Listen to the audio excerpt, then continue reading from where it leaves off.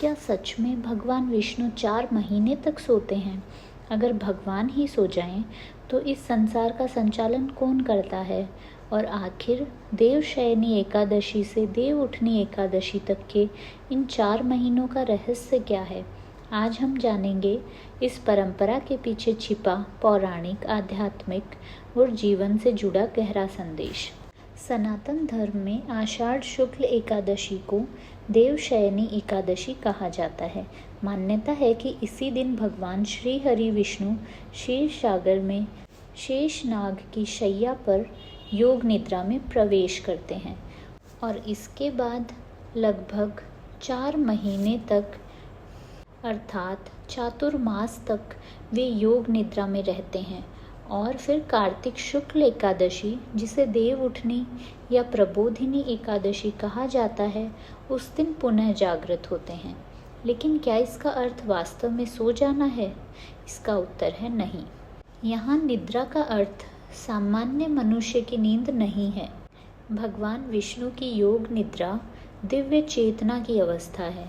वे कभी भी अपनी सृष्टि से विमुख नहीं होते।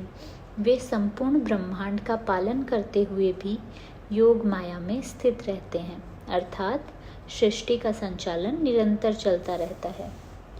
इसका पौराणिक महत्व ये है कि पुराणों के अनुसार भगवान विष्णु क्षीर सागर में शेषनाग पर विश्राम करते हैं और माता लक्ष्मी उनके चरणों की सेवा करती हैं। यह दृश्य केवल विश्राम का नहीं, बल्कि संतुलन, शांति और दिव्य व्यवस्था का प्रतीक है। इसी अवधि को चातुर्मास कहा जाता है।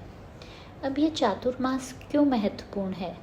ये इसलिए क्योंकि इन 4 महीनों में ऋषि मुनि एक स्थान पर रहकर तप, जप और साधना करते थे।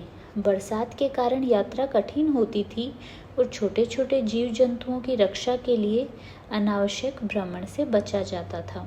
इसलिए चातुर्मास को आत्मचिंतन और आध्यात्मिक उन्नति का श्रेष्ठ समय माना गया।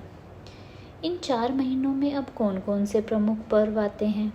इनमें आ जाता है गुरु पूर्णिमा, नाग पंचमी, रक्षाबंधन, श्री कृष्ण जन्माष्टमी, गणेश चतुर्थी, पितृपक्ष, शारदीय नवरात्रि, विजयादशमी, करवा चौथ, अहोई अष्टमी, धनतेरस, दीपावली और अंत में देव उठनी एकादशी।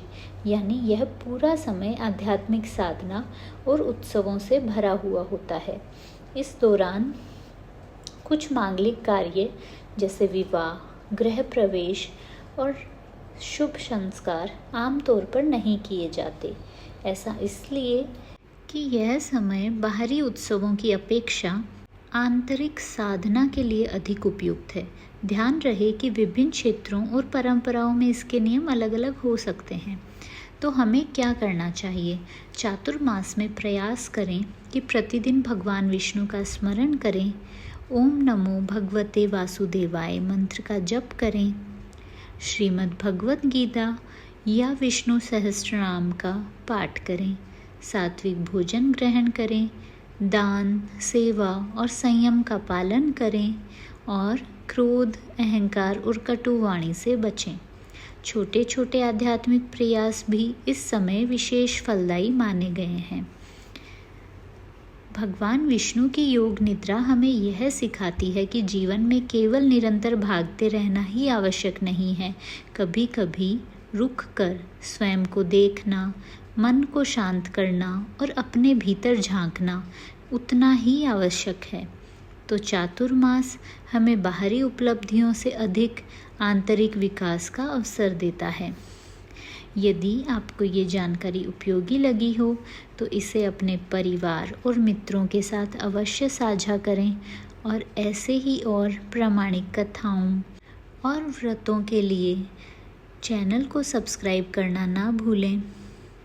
जय श्री हरि।